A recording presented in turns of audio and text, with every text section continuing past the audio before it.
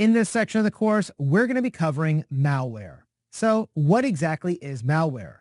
Well, malware is a shorthand way of talking about malicious software. Malware is really any software that is designed to infiltrate a computer system and possibly damage it without the user's knowledge or consent. When I think of malware, I like to think about it as a broad category of software code that includes a lot of bad things that are out there on the internet that can harm our computers. Things like viruses, worms, trojans, ransomware, spyware, rootkits, spam, and much more. But for the malware to infect your system, it needs to be able to create a threat vector and an attack vector. Now, a threat vector is a specific method used by an attacker to infiltrate a victim's system. Now, some examples of threat vectors include unpatched software, installing code using a USB thumb drive, a phishing campaign where one of your users clicks on a link to install some kind of malware into your system, and many other vulnerabilities and exploits that can be taken advantage of. Now, the second thing the attacker needs in order to infiltrate your system is what's known as an attack vector. An attack vector is the means by which the attacker is going to gain access to that computer in order to infect your system with malware. Now, I know these two terms sound pretty similar, but there is a distinct difference between them. When we talk about a threat vector, we are focused on how the attacker plans to break into a given system. But when we talk about the attack vector, we're talking about both the way the attacker might get into your system and how they're going to infect that system. Now, let me provide you with a silly example to hopefully clarify this concept a little bit. Let's pretend for a moment that your house is going to be our computer, and I have a cupcake and I want to represent that as malware or malicious software, and I want to put that inside of your house or inside of your computer. Now, my job as the attacker is to get my cupcake from my house over to your house and onto your kitchen table. If I can do that, we're going to say that I was successful in my cupcake infiltration attack in this scenario, and I've infected your house with this malware or this cupcake. So your job now as a cybersecurity professional is to stop me from getting that cupcake onto your kitchen table, or in the real world, you want to stop me from infecting your system with malware. Now, the threat vector that I might choose could be to drive right up to your house because maybe your house isn't inside of a gated community with a security guard patrolling the streets. So you have a very unhardened system that might make it easy for me to infiltrate and get into your house. Now, in this example, that unguarded neighborhood would be considered our threat vector.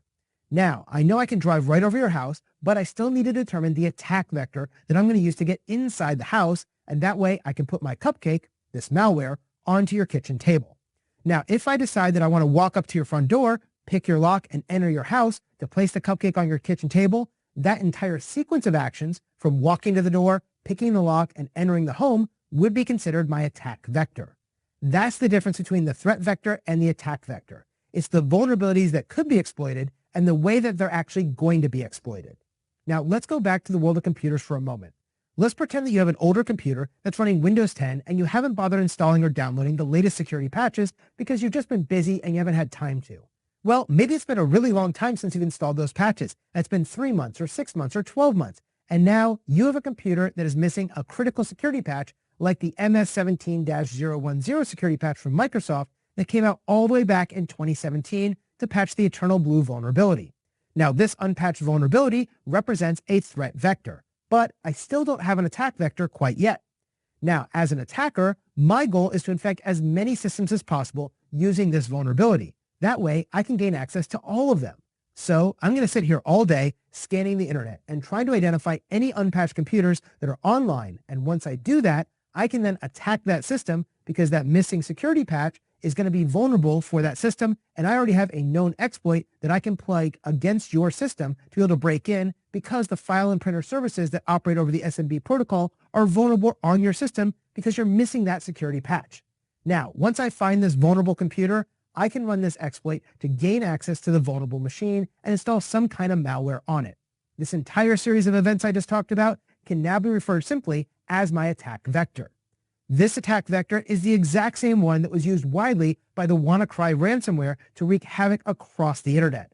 With the WannaCry ransomware, the attackers ran automated scans all day and all night to find as many unpatched Windows machines running Windows 7, Windows 8, Windows 8.1, and Windows 10. And when they found those systems that were missing that patch, MS17-010, they ran an exploit against it to gain administrative rights over that system. Then they would encrypt the user's files and display a message on the user's screen saying, your computer is locked, and if you want to access it, you're going to pay us X amount of Bitcoin for that decryption key. So as we go through this section of the course, we're going to be focused on the different types of malware, the different infection vectors, and how to prevent malware from infecting your systems. Our focus is solely going to be on Domain 2 inside of this section, and we'll be singularly focused on Objective 2.4. Now, Objective 2.4 states that given a scenario, you must be able to analyze indicators of malicious activity, and then it goes on to list all the different types of malware attacks that you need to know for the exam. First, we're going to be covering viruses. A computer virus is a malicious software that attaches itself to a clean file and spreads throughout a computer system, often corrupting or damaging the host files in the process. Next, we'll discuss worms.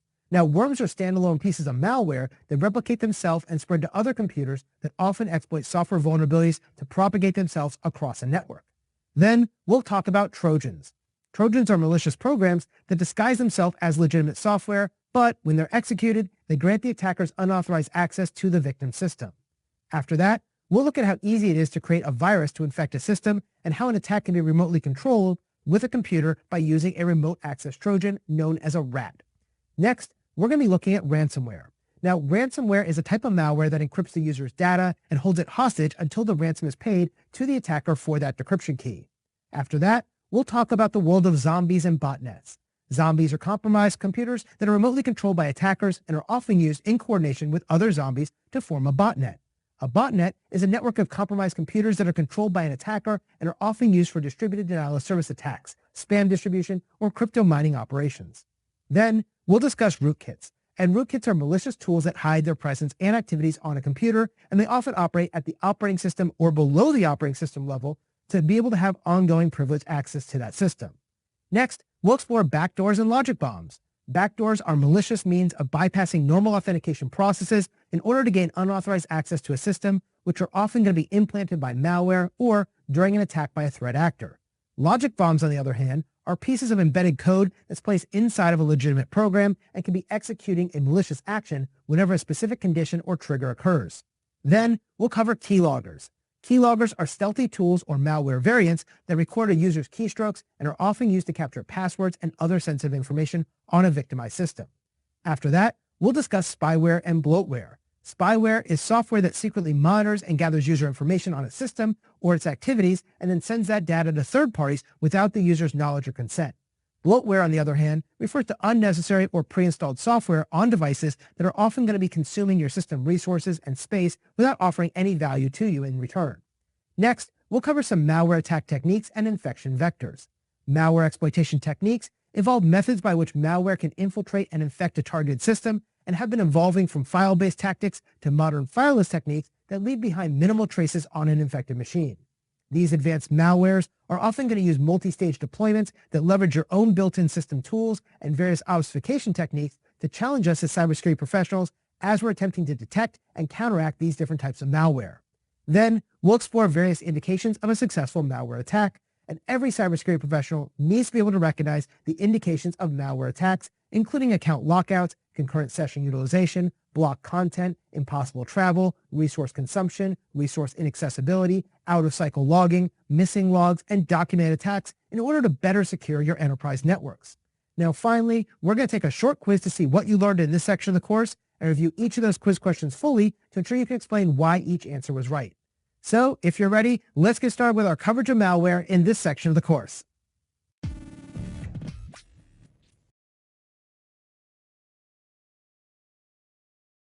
In this lesson, we're going to explore viruses. Now, a computer virus is simply made up of malicious code that's run on a machine without the user's knowledge, and this allows the code to infect the computer whenever it's been run. So, what does this look like out in the real world? Well, maybe you're going to download a new video game from a website, and when you download that installation file, inside of it, there may have been some malicious code. Now, whenever you run the program to install it, you're actually allowing the code to be installed on your machine, and that virus can now take hold. At this point, the virus is going to want to reproduce and spread across the network, and it does this because you have taken some kind of user action, and in this case, it was you installing the program and allowing that code to be run so that the virus can now start performing some malicious activities, including replicating across your network, deleting your critical files, and using up valuable computing resources within your systems. Now, there are 10 different types of viruses that you should be aware of, including boot sector, macro, program, multipartite, encrypted, polymorphic, metamorphic, stealth, armor, and hoax viruses. Now, first, we have a boot sector virus. A boot sector virus is one that is going to be stored in the first sector of a hard disk or solid-state device and is then loaded into memory whenever that computer boots up. These boot sector viruses are actually very difficult to detect because they're installed before your operating system boots up, and so it's able to hide itself from antivirus that you may have installed inside your Windows, Linux, or Mac computer. To find and remove these types of viruses, you do need to use an antivirus that specifically looks for boot sector viruses, and these usually are going to be run from a network antivirus scanning engine or from an antivirus that can be loaded from a Linux Live boot disk. Second, we have a macro virus. Now, macros are a form of code that allows a virus to be embedded inside another document so that when that document is opened by the user, the virus will then be executed. The most common examples of macros are the ones that are found inside of Microsoft Word documents, Microsoft Excel spreadsheets, and Microsoft PowerPoint presentations. By default, macros themselves aren't actually malicious. In fact, macros are commonly used as a way for you to add specific functionality to your different documents, spreadsheets, and presentations without needing to create an entire program or application to do it. For example, I have a macro that I use inside of Microsoft Excel that allows me to do quicker calculations. Now, in my case, that piece of code works properly and is safe and secure to use. But just because we have the ability to add these codes to our Office documents, it also means that threat actors can add code to those documents too, including malicious code, into these types of documents, spreadsheets, and PowerPoints, and then try to trick a user into opening those documents by using social engineering techniques. Third, we have a program virus. Now, program viruses try to find executables or application files to infect with their malicious code. For example, if you accidentally opened a program virus while browsing the internet, it can try to install itself into one of your programs like Microsoft Word that's already installed on your computer. This way, every time you open up the infected application, in this case Microsoft Word, it will then infect your computer each and every time you open it up. This is why program viruses target programs or applications, because that virus can reinfect the system time after time anytime the user opens that compromised application. Fourth, we have a multipartite virus.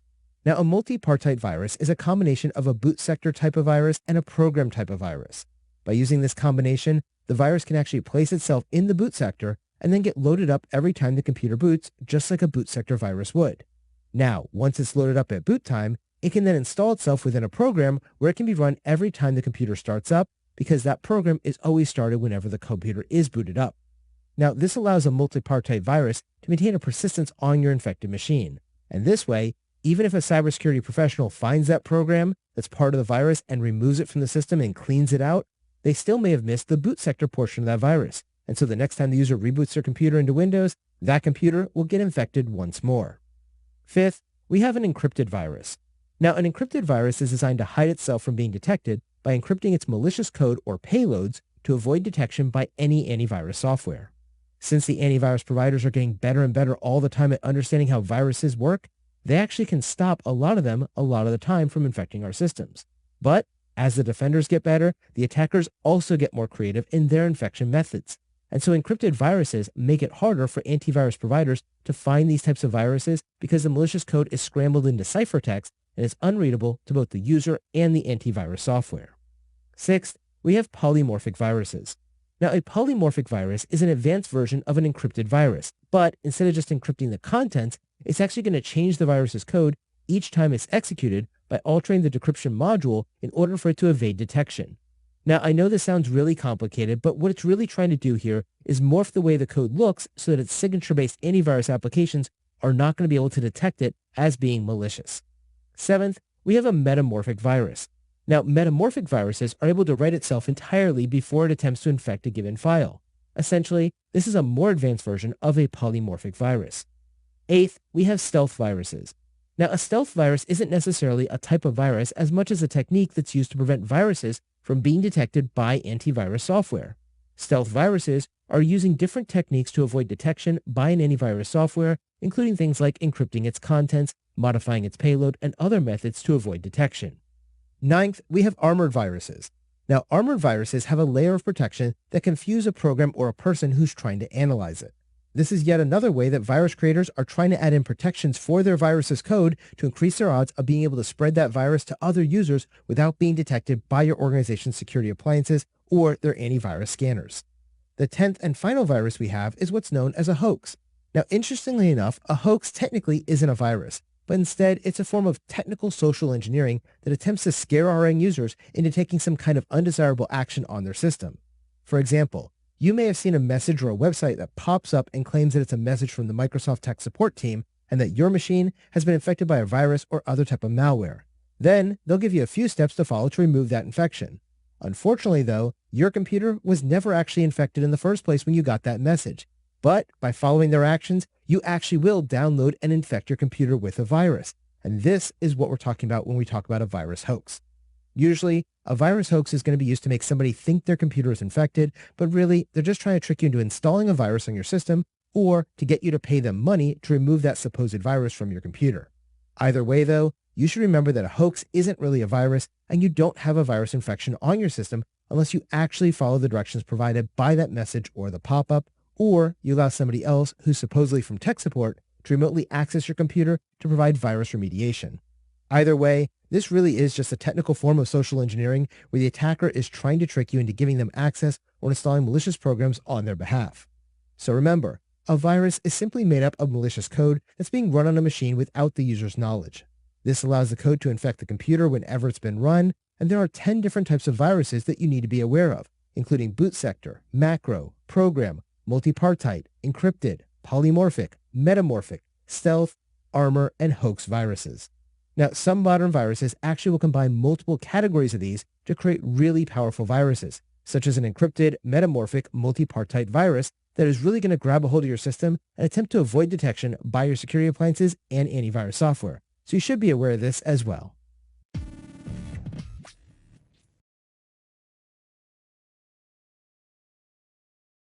In this lesson, we're going to explore computer worms. Now, a worm is a piece of malicious software, much like a virus, that can replicate itself without any user intervention. Now, the key difference here between a virus and a worm is that a virus requires a user to take some action, such as opening a file, clicking on a malicious web link, or connecting a mass storage device to your system. But a worm, on the other hand, can actually replicate itself and spread throughout your network without a user's consent or their action. Now, this occurs because a worm will take advantage of vulnerabilities in our operating systems and applications if our organizations don't mitigate these vulnerabilities by selecting the appropriate security controls and performing appropriate security patching. So, if a worm can scan your network and determine that one of your workstations is missing a security patch, that worm can take advantage of that vulnerability and then use it to spread from victim to victim across the network and across the world. Now, worms are very dangerous for two different reasons. First, they're dangerous because they can infect your workstation and other computing assets. But they're also really dangerous because they can cause disruption to your normal network traffic because they're constantly trying to replicate and spread themselves across the network. This begins to consume not just our network resources, but also consumes compute power, processing power, memory power, and network capacity, which will slow down your system and your overall network. If the replication is occurring too rapidly, for example, this can actually cause a denial of service attack against your network and its associated servers. Now, worms are best known for spreading far and wide over the internet in a relatively short amount of time. Even as far back as 2001, there was a worm named Nimda, which is basically admin spelled backwards. Now, Nimda was able to propagate against the entire internet in just 22 minutes, which is really impressive, especially because most internet connections back then were extremely slow and relied upon dial-up modems. Now, there's another major worm that we saw back in 2009, and this one was called Conficker. Now, Conficker is probably one of the largest worms that we've seen to date as cybersecurity professionals because it was able to infect between 9 and 15 million machines. This worm was going through and infecting as many machines as it could find, and all these machines were missing a critical security patch for the Windows operating system, specifically the Microsoft patch known as 08-067. Now, this security patch was designed to solve a software vulnerability inside the way Windows was doing file and printer sharing. Conficker would actively scan every resource on an infected organization's internal network as well as across the internet, and whenever it found a machine without that security patch installed, it would then execute some malicious code to take over that infected machine and add it to a larger botnet that the attacker could then use for other malicious purposes. Now, luckily, cybersecurity professionals were able to shut down the attacker's botnet before it was used for any malicious or nefarious purposes. But Conficker does show the true power of how far and wide these worms can spread, especially when you're using an internet-connected system. So remember, a worm is a piece of malicious software that can self-replicate without any user interaction. This is the key difference between a virus and a worm, because a virus requires some kind of user action, like opening a file, clicking on a malicious web link, or connecting a malicious storage device to your system to cause the system to get infected in the first place. Worms, though, will simply continually search out a new network connection and scan any resources it finds to try and exploit some kind of known vulnerability in order to take over that machine and infect it, as well as infecting your network.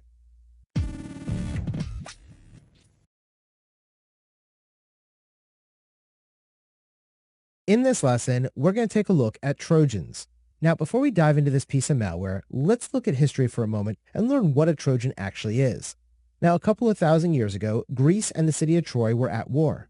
This lasted for about 10 years with no end in sight. After a long siege, the Greeks started getting restless, and they decided they were going to try something different. So they went out and constructed a large wooden horse that they decided to give to the city of Troy as a peace offering. Now, unfortunately for the citizens of Troy, this seemingly harmless gift was actually filled with Greek soldiers, and once it was wheeled safely into the city, the day turned to night and the soldiers came out from within that Trojan horse.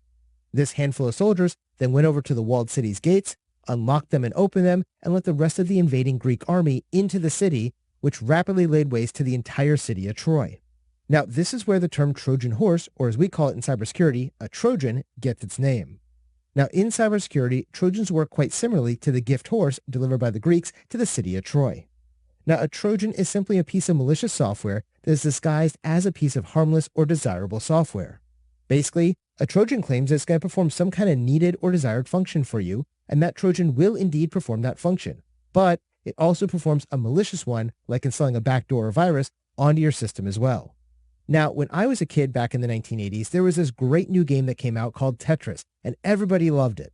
Now, Tetris was and still is an extremely popular game, and everybody wanted to get a copy of it back in those days. But back then, we really didn't have the internet to download games, and so instead, you may have received a floppy disk from your friend at school who had a copy of the game. Now, this became a common practice, and back in those days, people really weren't thinking about computer viruses the way we do today. Well, an attacker got this great idea of embedding some malicious code into the Tetris game and then passing out disks with that infected version to lots of different people.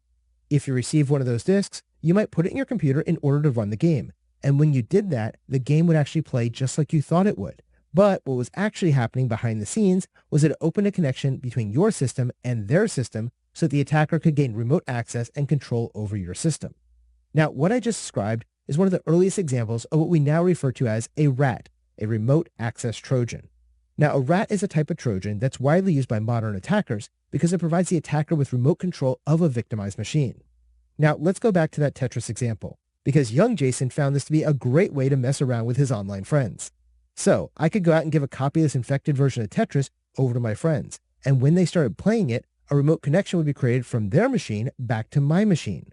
Now, once that connection was established, I could do all sorts of things that I thought were hilarious on my friend's system, like logging in as them on their computer, opening and closing their CD drive, playing music or alerts on their computer, flipping their screen upside down so that everything appeared backwards or upside down, and all sorts of other weird things like that, all while maintaining remote access and remote control of my friends' computers by using this Trojan.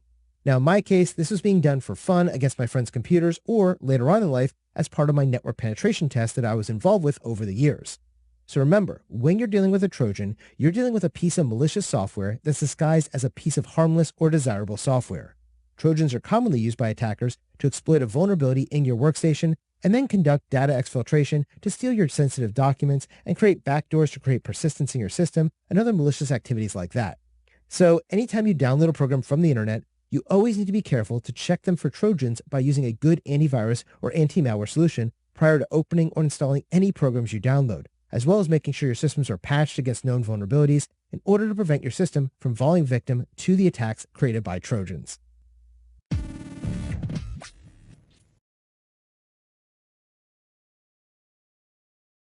In this lesson, I want to perform a quick demonstration to show you how easy it is to create and use a virus and remote access Trojan. Now, before we begin, it's important to note that I'm using an older legacy-style machine for this demonstration because these are known vulnerable Windows 7 machines that I'm using inside of my lab environment.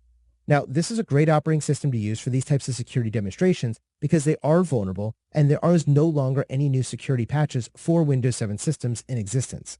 So if you're trying to replicate this demonstration on a more modern workstation like Windows 11 or Windows 10, it will usually be detected and blocked by your modern antivirus software like Windows Defender.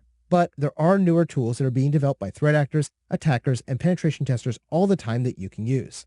Now, I've had many students ask where they can download a tool like JPS Virus Maker that I'm going to be using in this demo, and you can find these things online.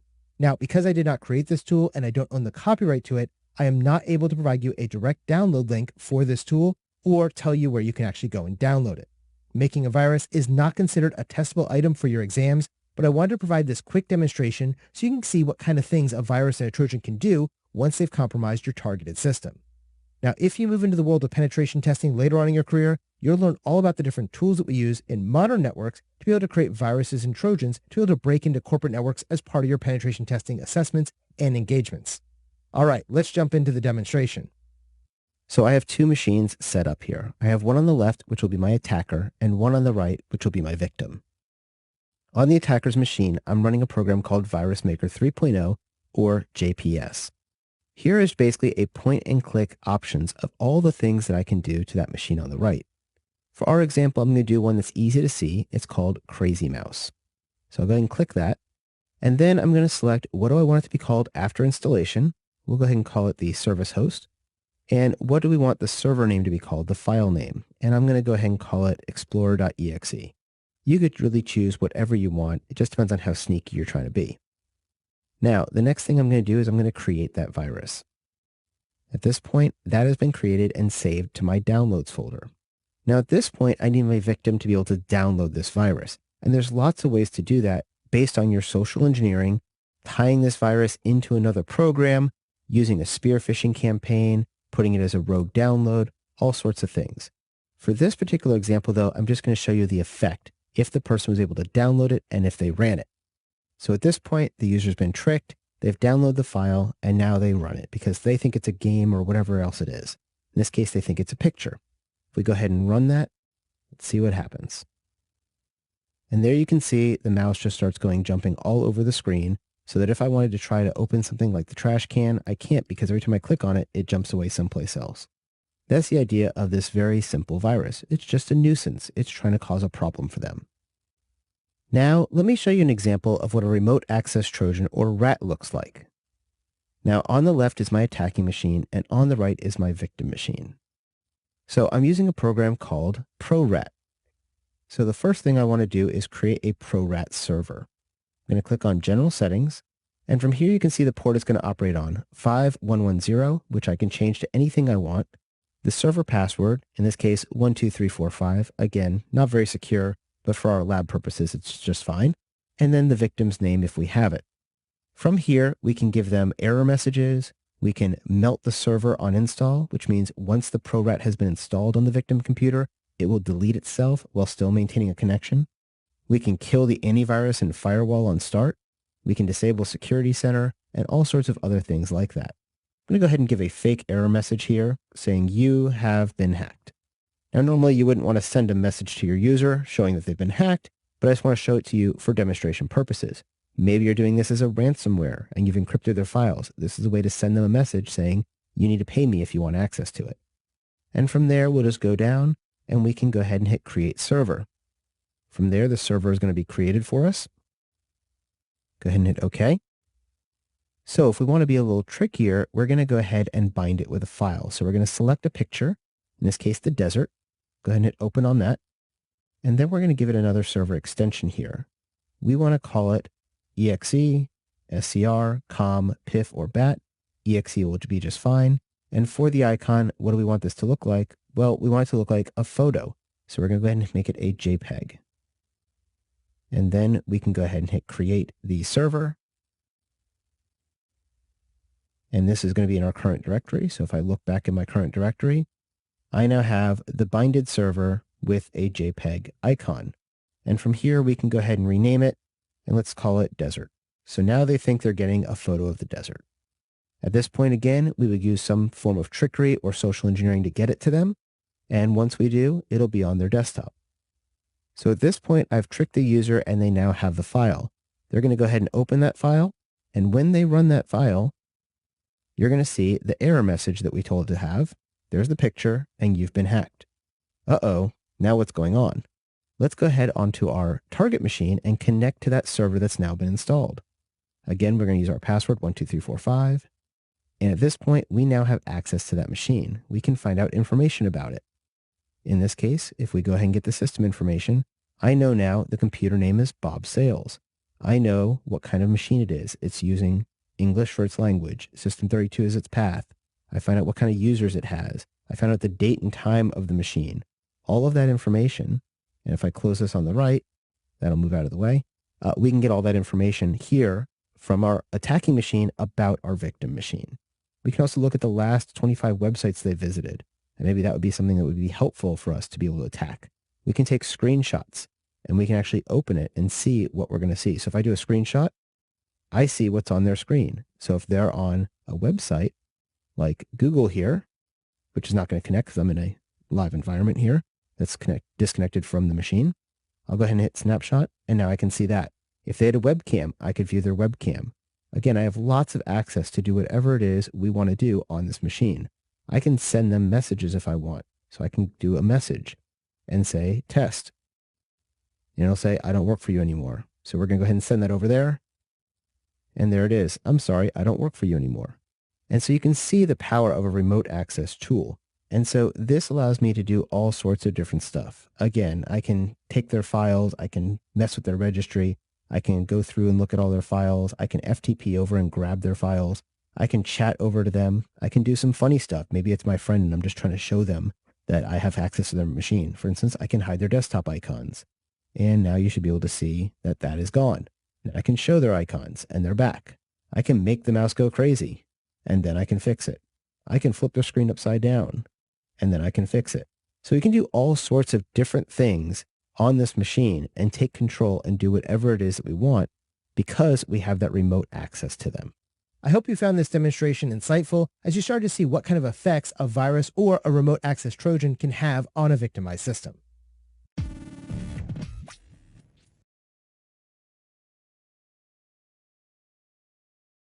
In this lesson, we're going to discuss the world of ransomware. Now, ransomware is the digital equivalent of kidnapping, but instead of focusing on people, we're focused on digital data and information assets. Let's imagine for a moment that somebody came over to your house today. They grabbed your child when you weren't home, and then they sent you a letter demanding $1 million for your child's safe return. This type of kidnapping is usually pretty successful because the victim's family will usually pay up to ensure the safe return of their child.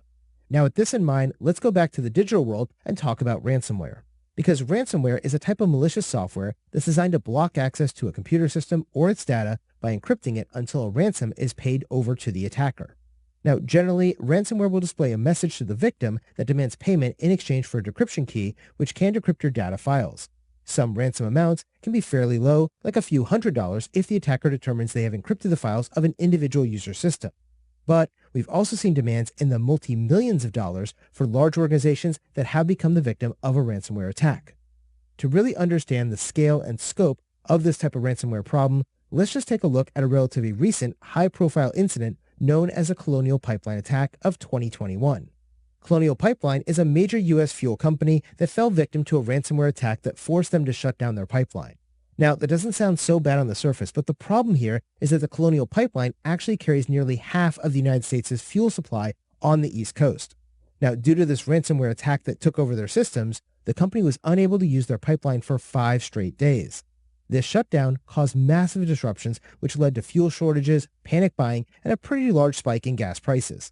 The attackers, known as the Dark Side, demanded and then received a ransom of approximately $4.4 million in Bitcoin to provide the decryption key for this attack. While the payment facilitated the recovery of some of the encrypted data, the attackers' repercussions really felt across industries and households for weeks. Luckily, during the Colonial Pipeline ransom attack, nobody was seriously injured, but that isn't always the case. One of the most tragic real-world examples of a ransomware attack actually occurred at the University Hospital in Dusseldorf, Germany, back in September of 2020. Back then, the University Hospital Dusseldorf suffered a ransomware attack which crippled their systems. Because of the attack, the hospital's computer systems were disrupted, and they began to divert patients who required emergency treatment to other hospitals while the cybersecurity team was working to regain access to their systems and to restore their data. Now, among those patients who were being diverted was a woman who was suffering from a life-threatening condition. Due to the delay caused by rerouting her ambulance to another hospital because of that ransomware attack, this woman actually died, making this the first death directly linked to a ransomware attack in a hospital. Now, German authorities launched an investigation, and if the attackers were caught, they could have faced charges of manslaughter in addition to cybercrime charges because somebody died as a result of the attack. The attackers claimed they did not intend to target the university's hospital system, but instead they were targeting the Heinrich Heine University, but they attacked the hospital by mistake. When they learned about the mistake and the severe consequences of their actions, they provided the decryption key to the hospital without demanding a future ransom. This ransomware attack really does underscore just how vulnerable critical infrastructure can be to a ransomware attack and the cascading consequences that these ransomware attacks can have on our society at large. So, now that we understand the gravity of ransomware, how can we protect ourselves and our organizations against it? Personally, I recommend following 4 security best practices to prevent becoming the victim of a ransomware attack. These are conducting regular backups, installing regular software updates, providing security awareness training to your end users, and implementing multi-factor authentication for your systems. First, you should always conduct regular backups. One of the most effective ways to mitigate against the impact of a ransomware attack is to regularly back up all of your important data, files, and systems. These backups should be stored both on physical devices in your own on-premise data center, as well as a second backup conducted using cloud-based storage solutions to ensure that they're not connected to the main system that you're trying to protect.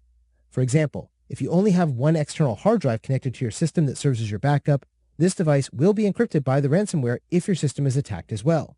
But by having cloud-based storage or an off-site disconnected storage solution available, you're going to have a full copy of your data if you need to restore those from backup because of a ransomware attack. Second, you should install software updates regularly. By regularly updating all of your software, especially your operating system and antivirus programs, you can prevent an attacker from being able to exploit vulnerabilities in outdated software and operating systems. For example, the WannaCry ransomware attacks of 2017 were able to successfully move around the globe pretty quickly because so many systems were missing a critical operating system patch for Windows 7, Windows 8, and Windows 10 based systems, which is known as MS17-010. If the system simply had this patch installed, it would have prevented the Eternal Blue exploit from being successfully run against those systems as part of a future ransomware attack. Third, we need to provide security awareness training to our end users. Now, many of the most successful ransomware attacks were begun by an end user clicking on a link in a simple phishing email. Your users must always be skeptical of unsolicited emails, especially with those that have attachments or links in them, because they're often used as a common attack vector by malware, viruses, trojans, and ransomware. Bottom line, if something looks suspicious, your end users simply shouldn't click on it. Fourth, your organization should also implement multi-factor authentication. Now, multi-factor authentication, known as MFA, can be enabled on your authentication systems to provide an extra layer of security, which in turn makes it more difficult for attackers to breach your user accounts and install ransomware on your systems. So, what do you do if you find yourself the victim of a ransomware attack? Well, first, you should never pay the ransom. While it may seem like the quickest way to get out of the situation, paying the ransom does not actually guarantee that you'll ever get your data back. Plus, paying the ransom does reward the attackers and their criminal behavior, it funds future attacks, and it can get you added as a person who pays up when they're attacked, which then encourages other attackers to try and compromise your systems a second time in order to get a second payment from you. Second, if you suspect ransomware has infected your machine, you should immediately disconnect it from the network. By isolating the affected machine from your network, you can prevent the spread of ransomware across the rest of your workstations and servers. Third, you should notify the authorities. Remember, a ransomware attack is considered a criminal event, and they should be reported like the crime they are. Now, reporting a ransomware attack can help authorities track down and apprehend the attackers too, which is great. But note, you should not make the decision to report the attack to the authorities on your own. If this happened inside your organization, you need to consult your organizational incident response processes because some organizations prefer to handle ransomware incidents internally without involving external law enforcement. And fourth, you should restore your data and systems from known good backups. If you're following the cybersecurity best practices and have been backing up your data to an offsite or offline environment, you're going to find that you can quickly and relatively easily restore your business operations using those backups. But you first need to ensure that the ransomware is completely removed from your systems before you restore your critical and sensitive data back onto those systems, otherwise they could get encrypted again.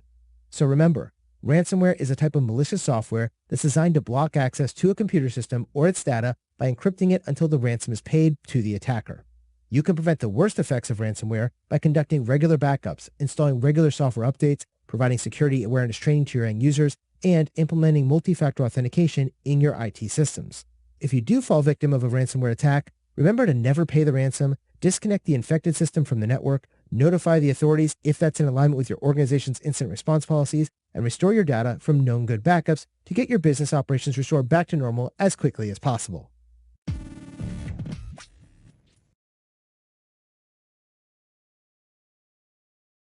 In this lesson, we're going to explore botnets and zombies. Now, a botnet is a network of compromised computers or devices controlled remotely by malicious actors, and they're often used for cyber attacks or other malicious activities. A botnet is created by using other types of malware to gain access to a system, victimize it, and then add it to the botnet so that the attacker who controls the botnet can use the processing, memory, storage, or networking capabilities of your system without your consent. Now, each botnet is made up of hundreds, thousands, or even millions of compromised systems, which we call zombies. Now, a zombie is simply the name of a compromised computer or device that is part of a botnet and used to perform tasks using remote commands from the attacker without the user's knowledge. So, what happens to your computer if it becomes the victim of a botnet? Well, let's pretend that your computer picked up some kind of malware, and that malware was designed to change your computer into a zombie. Your single workstation, which is now considered to be a zombie, is then added to the larger botnet as part of a collection of compromised computers under the control of a master node. If your computer is now a zombie, your system will now be under the control of the attacker, and that attacker can use a command and control node, known as a C2 node, to control all the zombies inside of their specific botnet. Now, by sending commands to their C2 node, the attacker can tell the zombies to perform lots of different things, including using zombies as pivot points so they can get access to a new victim, or if they're attacking a server, they can actually access it through your computer to make it look like you're the one doing the attack or the hack instead of the actual attacker who sent the command through their master C2 node. Other attacks will try to create large botnets so they can store illegal content across a large number of devices. For example, if somebody wants to host child pornography, but they're afraid of getting caught with it, they can store their illegal videos and photos across hundreds or thousands of affected machines inside of this botnet. Another common use of botnets is use them to spam others by sending out phishing campaigns and other malware to their targets around the world.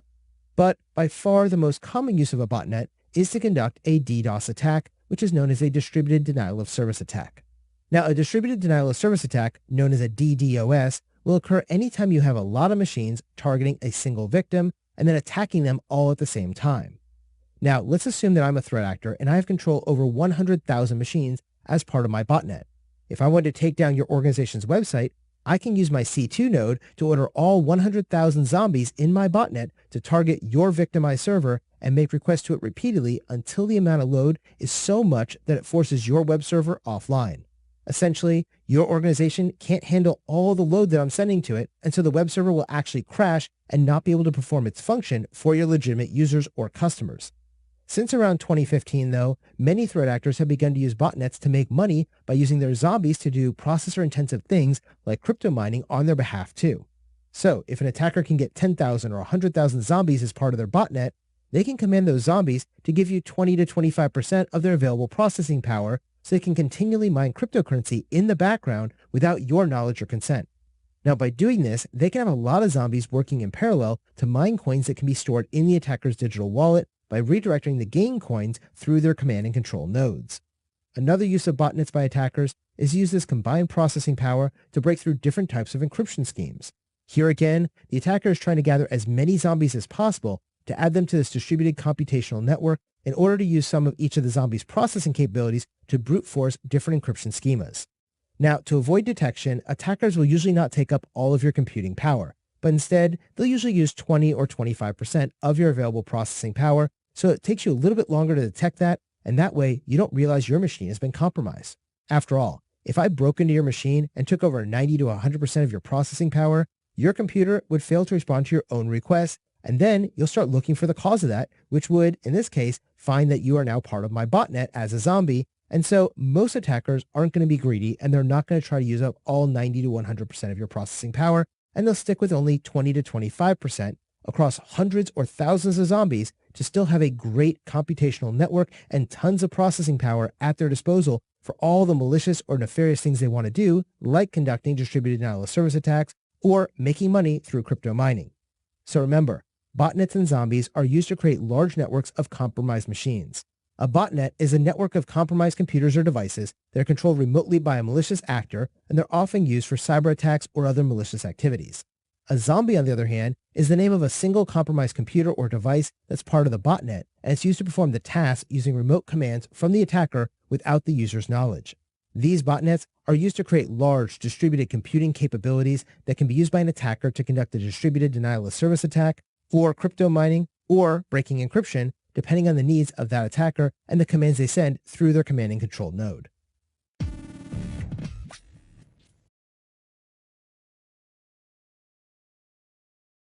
In this lesson, we're going to discuss rootkits. Now, a rootkit is a specific type of software that's designed to gain administrative level control over a given computer system without being detected. Now, this is a really important concept because if somebody can install a rootkit on your system, they can gain root or administrative level permissions over that system. And this is the highest level of permissions that somebody can have on a given computer system or server. So, if you're using a Windows machine, for example, the account with the highest level of permission is called the administrator account. That administrator account allows the person to install programs, delete programs, open ports, shut ports, and do pretty much whatever it is they want to do on that given system. If the victim is using Unix, Linux, or a Mac OS computer, this type of administrator account is actually called the root account. Either way, getting administrative or root account access is a wonderful thing for an attacker or threat actor, but it is a horrible thing for you and the security of your system. So now that you have an understanding of what a rootkit is and the type of permissions it's seeking to gain, let's take a moment to learn how a rootkit actually works. Now, if you look at a computer system, it has several different rings of permission used throughout the system. The outermost ring is called ring 3, and this is where the user permissions are going to be used. So if you're logged in as a standard or regular user, you're mostly going to be operating in ring 3. Now, each program can be run in different security rings, moving from ring 3 at the outermost level all the way down to ring 0 at the innermost or highest permission level in the system. When you're operating in ring 0, we call this the kernel mode. The kernel mode allows the system to control access to things like device drivers, your sound card, your video display or monitor, and other things like that. Kernel mode, or ring 0, is not something you're going to log into the system as, but instead it is the most trusted and powerful ring inside the operating system's design. Now, if you log in as the administrator or root user on a system, you're going to have root permission, and you'll be operating at ring 1 of the operating system. Now, this is closer to ring 0 than ring 3 was, so it's easier to do more damage on the system from ring 1 than it would be from ring 3. Now, when a rootkit is installed, it tries to gain the highest levels of permission possible. So any malicious code it's going to execute will operate in ring 1 or, if they're lucky, even as low as ring 0. Remember, the closer the malicious code is to ring 0 or the kernel, the more permissions it's going to have and the more damage it can do on your system. Now, when a rootkit is installed on a system, it tries to move itself from ring 1 to ring 0 so it can hide from other functions of your operating system as well to avoid detection. In fact, rootkits are able to perform malicious operations on a target computer at any date they want without the knowledge of the administrators or the users, and even sometimes without the knowledge of the operating system itself if they're properly coded. Remember, a rootkit is designed to really dig into your operating system deeply so your antivirus and anti-malware solutions have a really, really hard time detecting them. Now, one technique that's used by rootkits to gain this deeper level of access is known as a DLL injection.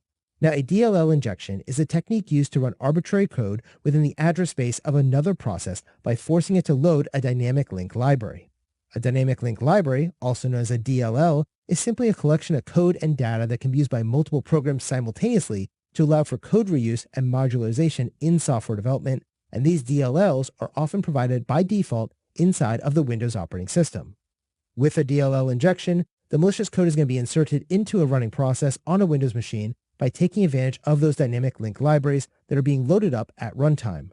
This means that the Windows system doesn't even understand the fact that it has a rootkit installed inside of one of those DLLs that it's then designed to load every time you boot up a Windows machine. This kind of DLL injection is going to work by using what is known as a shim. Now, a shim is simply a piece of software code that's placed between two components, and it intercepts the calls between those two components, and then it can redirect those calls. So the rootkit will intercept the communications between the Windows operating system and the dynamic link library, and then it redirects that call once it's embedded into some kind of malicious code that's being embedded inside of it. Now, these rootkits are extremely powerful, and they're also very difficult to detect because the operating system is essentially blinded to them. To detect them, the best way is to boot from an external device and then scan the internal hard disk drive or solid-state device to ensure you can detect those rootkits using a good anti-malware scanning solution from a live boot Linux distribution. So remember, A rootkit is a piece of malicious software that's designed to infiltrate a computer system at the highest administrative permission level while remaining undetected. Rootkits aim to gain access as close to ring 0 as possible, and they'll start out at ring 3, the user level permission ring, and work their way down all the way to ring 0, the kernel mode permission ring, where they can wreak the most havoc. A rootkit's primary objective is to seamlessly embed itself into the operating system, and this is often done by exploiting the system's inherent trust in the Dynamic Link Library System, or DLL system, using a DLL injection and the use of a shim technique. Because of the deep-rooted nature of a rootkit and its ability to hide itself from the operating system, traditional antivirus and anti-malware solutions will often fail to detect rootkits. Therefore, the most effective method for rootkit detection and removal is going to be to conduct an external system scan. Remember, guarding yourself against rootkits does require continuous vigilance and the implementation of robust security measures across your entire enterprise systems.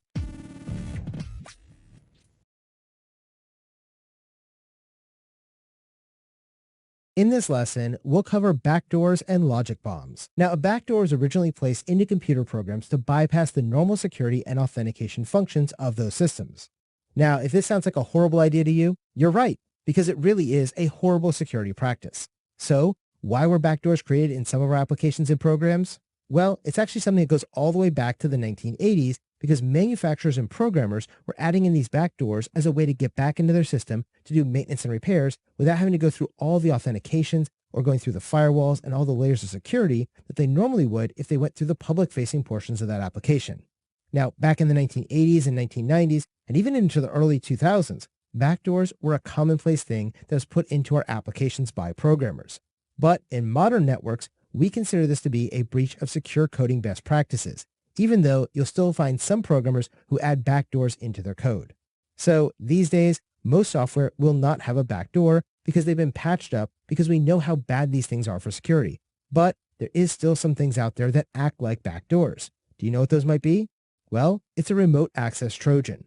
Now, a remote access Trojan can be placed by a threat actor onto your computer to help them maintain persistent access to your system.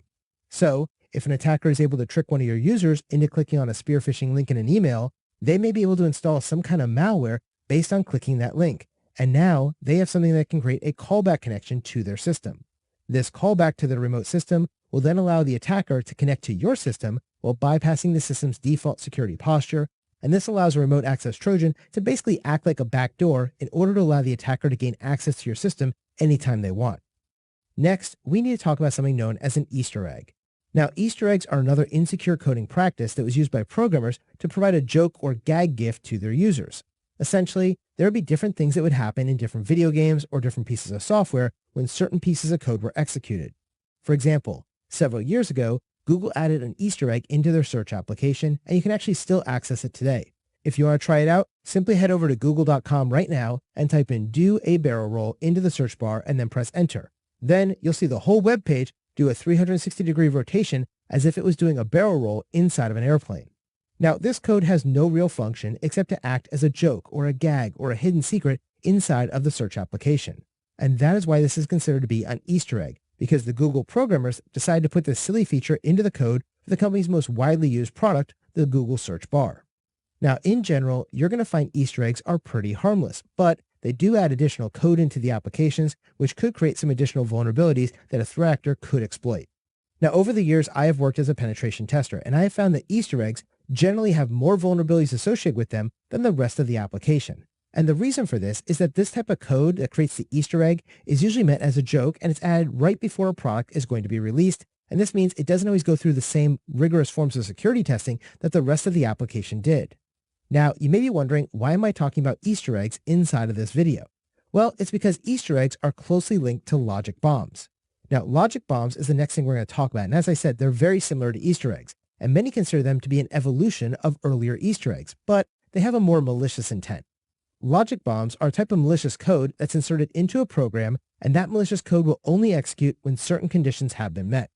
For example, a disgruntled employee may insert a logic bomb into the server's code so that the program will query the company's Active Directory server every single day at midnight. If that disgruntled employee's account was terminated because they got fired, then that malicious code will perform some kind of bad action like deleting all the files on the server or transferring money from the corporate bank account over to the employee's personal bank account anytime they find that this account was deleted by the system when they do their midnight checks.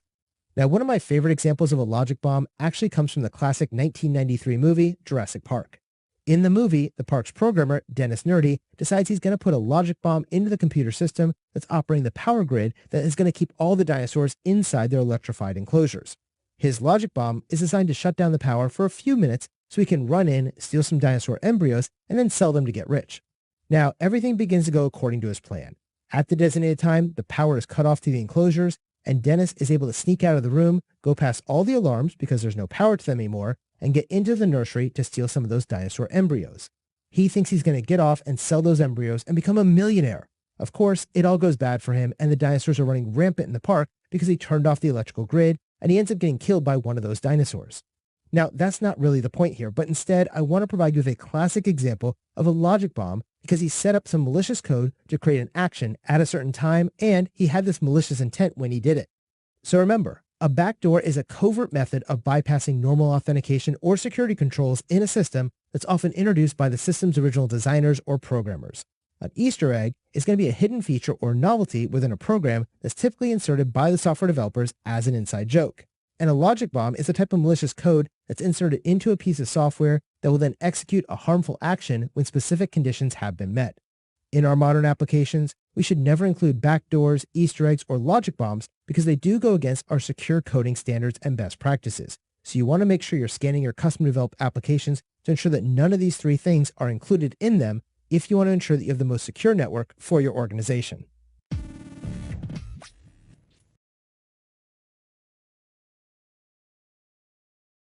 In this lesson, we're going to explore a malicious type of software known as a keylogger. Now, in the world of cybersecurity, keyloggers hold a special place because of their sheer stealth and potential to cause large-scale damage. Keyloggers were originally developed by system administrators to help them troubleshoot technical problems, but over the past few decades, these tools have become weaponized by cyber criminals who want to steal your sensitive information, like usernames and passwords, directly from the keystrokes of their unsuspecting victims. So, what exactly is a keylogger? Well, a keylogger, at its core, is a piece of software or hardware that records every single keystroke that is made on a computer or mobile device. This means that every letter that is typed in, every password that is entered, and every web search that's being conducted will be captured and sent back to that threat actor without your knowledge or consent. Keyloggers are considered to be a simple yet effective mechanism that cybercriminals can use to get direct access to your personal and financial data.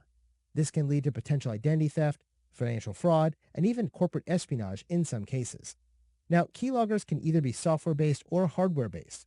When you're dealing with a software-based keylogger, these are malicious programs that get installed on a victim's computer, and they're often bundled with other software or delivered through social engineering attacks like phishing and pretexting attacks. These keyloggers can also evade antivirus detection, especially if the attacker uses sophisticated evasion techniques. Now, once activated, the keylogger can operate silently in the background and capture every keystroke and then transmit it back to the remote server that's controlled by a threat actor. Now, a hardware keylogger, on the other hand, is a physical device that needs to be plugged into a computer.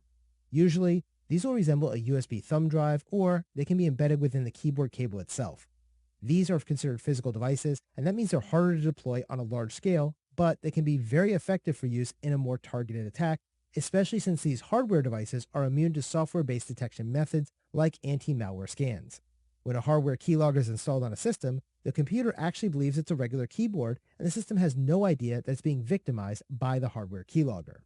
Now, keyloggers present a lot of risk to our systems and our privacy. From a personal standpoint, victims can have their usernames, passwords, credit card numbers, and other sensitive information stolen by these keyloggers, which can then lead to unauthorized bank transactions, unauthorized purchases, or full-scale identity theft. Now, from a business or corporate perspective, the stakes can be even higher, though. Employees who have unknowingly been infected with keyloggers could give away their login credentials, the contents of their confidential emails, the company's proprietary data, or even the company's strategic plans without even realizing it. These security breaches could result in financial losses, damage to the organization's reputation, legal repercussions, and a loss of their competitive advantage in the marketplace. Now, to protect your organization from keyloggers, you should ensure you perform regular updates and patches on your systems. You should rely on quality antivirus and anti-malware solutions. You should conduct phishing awareness training for all your end users. You should implement multi-factor authentication systems. You should encrypt keystrokes being sent to your systems. And you should perform physical checks of your desktops, laptops, or servers to see if a hardware-based keylogger is being used. First, you should always regularly update and patch your systems.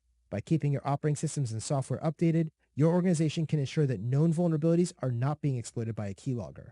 Second, you should invest in a quality antivirus or anti-malware solution. By using comprehensive security software, you'll be able to detect and quarantine any keylogging software that may be installed on your system. It's always important to conduct regular antivirus and anti-malware scans to detect any keyloggers that may have accidentally been installed since your last scan. Third, you should conduct phishing awareness training for your end users. Keyloggers are often distributed through phishing emails, so it's really important that you train all of your organization's users on how to be cautious when they're downloading attachments or clicking links from unknown or untrusted senders. Fourth, you should implement multi-factor authentication, also known as MFA.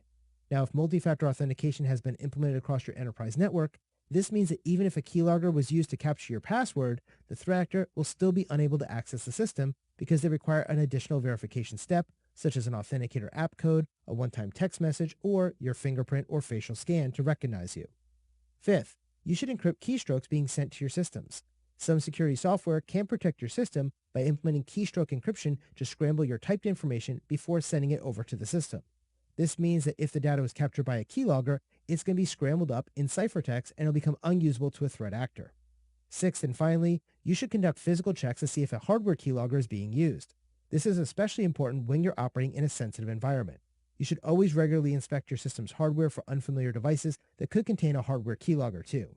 So remember, a keylogger is a malicious type of software or hardware tool that can covertly record the keystrokes being made on a computer or mobile device. By understanding the risks and adopting comprehensive measures, both individuals and organizations can significantly reduce their vulnerability to these malicious tools that attempt to destroy the confidentiality of the data that we're typing into our systems.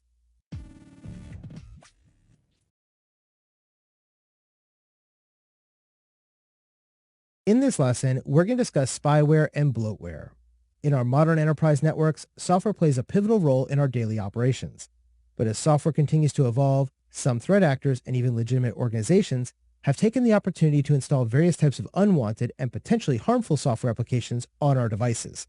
First, let's take a look at spyware.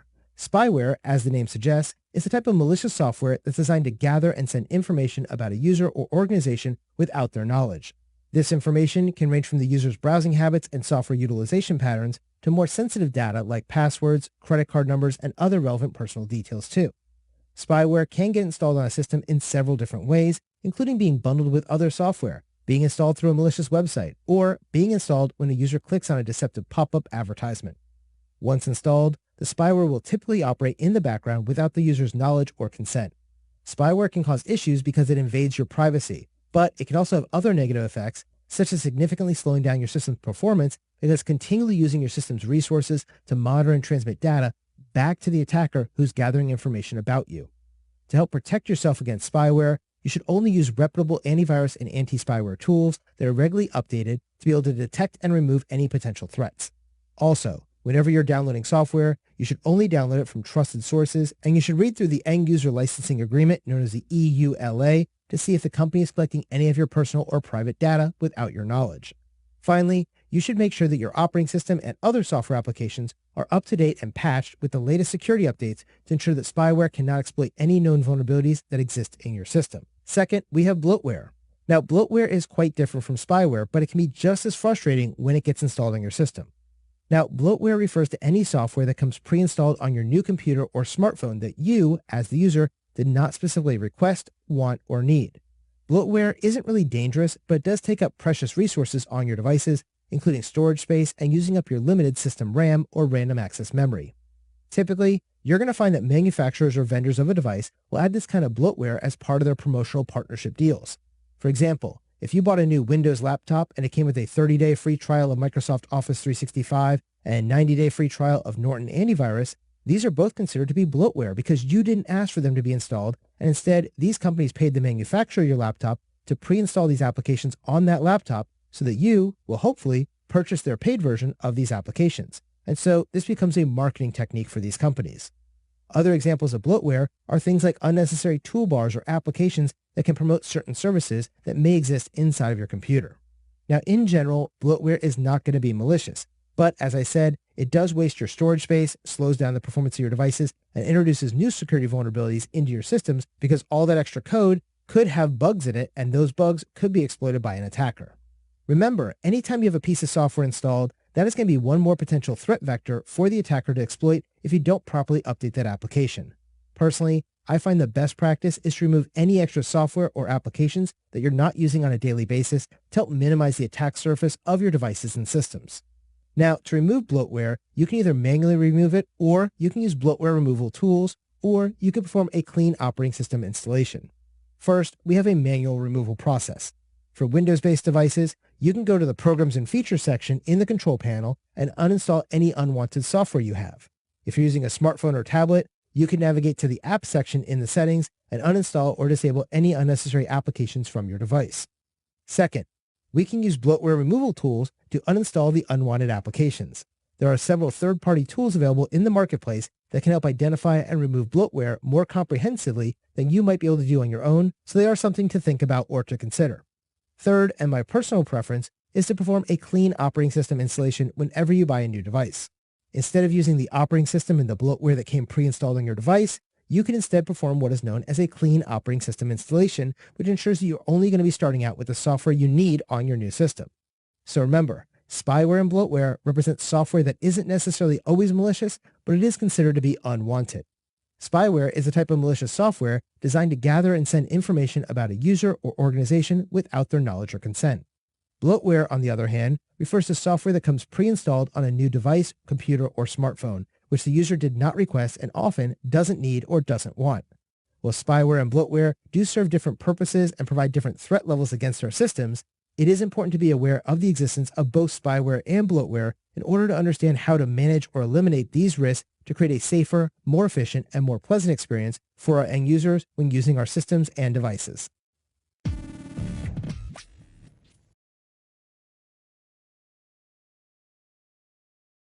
In this lesson, we're going to explore malware exploitation techniques. Now, a malware exploitation technique is a specific method by which malware code penetrates and infects a targeted system. Historically, malware would modify an executable file or insert a malicious macro into a document file on a target storage device to ensure that every time the file was opened or run, that malware would be activated and ready to execute its malicious payload. Other types of malware, like worms, are instead going to focus on infecting the system's memory to leverage a remote procedure call over the organization's network to spread its malicious code across the entire enterprise. However, in modern enterprise networks, we're now seeing an evolution by malware that's created to utilize fileless malware techniques instead. This modern type of malware will also bypass detection from signature-based security systems like antivirus and anti-malware solutions by directly executing the malicious code as a script or as a small piece of shellcode.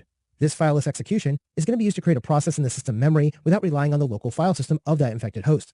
And this kind of fileless malware will also become harder to detect because it leaves behind very few traces or indicators of compromise in comparison to standard pieces of file-based malware. Now, some of these fileless malwares might temporarily write some data to a directory on your system, but they are designed to erase those artifacts after it finishes executing, so even these types are considered to be largely fileless due to the limited amount of evidence being left behind on the file system. So, how does this modern type of malware work? Well, in general, most modern malware will use a basic two-stage deployment model. When a user accidentally clicks on a malicious link or opens a malicious file, the specific type of malware being installed is known as a stage 1 dropper or a downloader. This piece of malware is usually going to be created as a lightweight shellcode that can be executed on a given system. Now, you may have noticed I just used 3 new terms that you may not be familiar with, so let me define those real quick. These are droppers, downloaders, and shellcodes. Now, a dropper is a specific malware type designed to initiate or run other malware forms within a payload on an infected host. Downloaders, on the other hand, retrieve additional tools post the initial infection that's facilitated by a dropper. Meanwhile, the shellcode is a broader term that encompasses lightweight code meant to execute an exploit on a given target. Now, the primary function of a stage 1 dropper or downloader is to retrieve additional portions of the malware code and trick the user into activating it. Once the stage 1 dropper or downloader is activated, it's going to then try to install a second stage downloader that will download and install a remote access Trojan to give the threat actor the ability to conduct command and control over the victimized system. Once this access is established using a stage 2 downloader, the threat actor can then focus on consolidating their position on the system by using remote access tools to identify and infect other systems across the network. As the attacker spreads their influence across the enterprise, they're looking to compromise high-value targets like servers or domain controllers to give them an even stronger foothold into your network. But even if these premium targets remain elusive to the threat actor, they're still going to try to compromise as many additional workstations as possible to continually expand their permissions and footprint across your network. Now, once they've established a stronghold, the threat actor will then transition into the action on objectives phase of their attack. During this phase, the threat actor will execute their primary objectives, whether that's data exfiltration, file encryption as part of a ransomware attack, or any other malicious activities that might help them meet their core objectives. Now, once stage 1 and stage 2 malware has been installed and utilized, the final step of their attack is to conduct concealment. concealment is going to be used to help threat actors prolong their unauthorized access on your systems by hiding their tracks, erasing log files, and hiding any evidence of their malicious activities up to this point. Now, malware can be delivered to a system using many different techniques, including code injection, masquerading, DLL injection, DLL sideloading, and process hollowing to deploy the threat actor's malicious code into your system. For example, code injection is used to disguise the malicious code by running it with the identification of a legitimate process. These various malware deployment methods can also be combined with anti-forensic strategies like encryption, compression, and obfuscation to make it more challenging for cyber defense professionals to detect and analyze these malicious threats. Now, in some of the more modern incident responses that I've worked on, we've also seen a rise in a sophisticated strategy known as living off the land, and this has been adopted by numerous advanced persistent threats and criminal organizations in their attacks. In living off the land, the threat actors are actually going to try to exploit the standard system tools to conduct their malicious activities and intrusions. For example, PowerShell is a standard tool that's installed by default on many Windows systems and servers. PowerShell can be manipulated to conduct lots of different types of malicious activities though. Since these tools are installed by default in the operating system, it means that it's really easy for an attacker to obscure their malicious activities by making the detection of those activities more difficult by relying on internal PowerShell commands as opposed to downloading additional malicious code. As a cybersecurity professional, it is really important that you're aware of these types of techniques to ensure your system is well protected against them.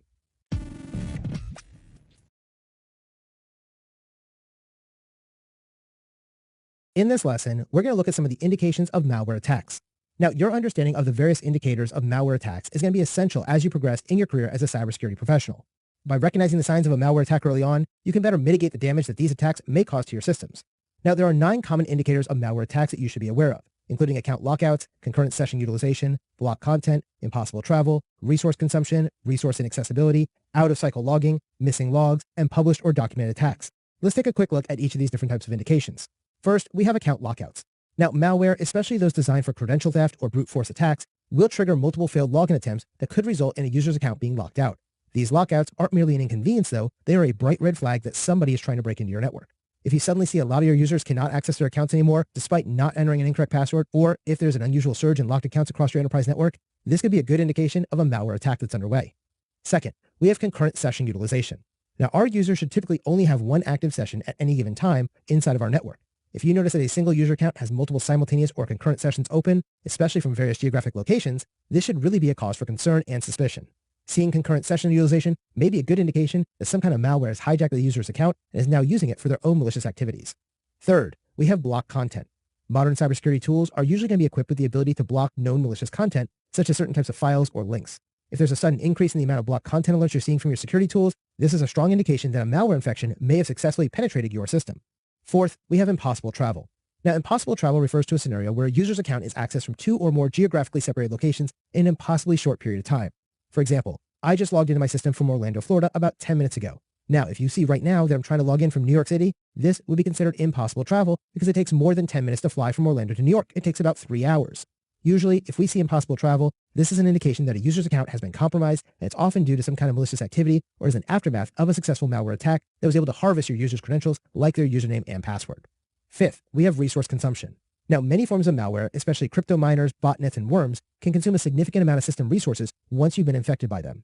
If you're observing any unusual spikes in CPU, memory, or network bandwidth utilization that can't be linked back to a legitimate task, that could be an indication that you're the victim of a malware attack. High resource consumption can also lead to system slowdowns that make it very noticeable and impactful that you have a malware injection occurring. Sixth, we have resource inaccessibility. Now, ransomware is a form of malware that encrypts user files to make them inaccessible to the user. If you have a large number of files or critical systems that are suddenly inaccessible to you, or if users receive messages demanding payment to decrypt their data, this is a pretty clear sign of a ransomware-based malware attack. Seventh, we have out-of-cycle logging. Now, logs are crucial for understanding our systems and their various activities. If you're noticing that your logs are being generated at odd hours or during times when no legitimate activities should have been taking place, such as in the middle of the night when no employees are actively working, this could be an indication that you're the victim of a malware attack. This kind of out-of-cycle logging could reveal that unauthorized data transfers or system modifications are being conducted by an attacker, so it's important to review your logs regularly to detect these types of infections. Eighth, we have missing logs. Now, missing logs can be a very alarming sign for us as cybersecurity professionals. Often, we're going to see that a threat actor or attacker will delete your system logs in order to hide their own tracks after successfully breaching your system. So, if you're conducting a log review as a cybersecurity analyst and you see there's a large gap in your logs, or if the logs have been cleared out completely without any authorized reason, this could be a good indication that you are the victim of some kind of malicious activity or malware attack, and this means somebody's trying to cover their tracks. Ninth and finally, we have published and documented attacks. Now, this one is pretty obvious, but if a cybersecurity researcher or reporter publishes a report that shows that your organization's network has been infected as part of a botnet or other malware-based attack, this will serve as your notice that you've been attacked. Now, hopefully your organization has well-trained cybersecurity professionals who will know that you've been the victim of a malware infection before you read about it on the cover of the New York Times. But if you don't, this is the final way that you will know that you are the victim of a malware attack because it's sitting there right on the front page of the newspaper. So remember, you must first recognize the indications of malware attacks if you have any hope of responding against them. While some indications are pretty overt and in your face, like a ransom demand from ransomware or an article being published on the front page of the New York Times, others can be much more subtle and require more in-depth and careful observation, like unusual resource consumption or unexpected account lockouts. By regularly monitoring your system's health, user activities, and logs, you're going to be in a much stronger position to promptly detect and respond to any malware threats that may occur against your systems.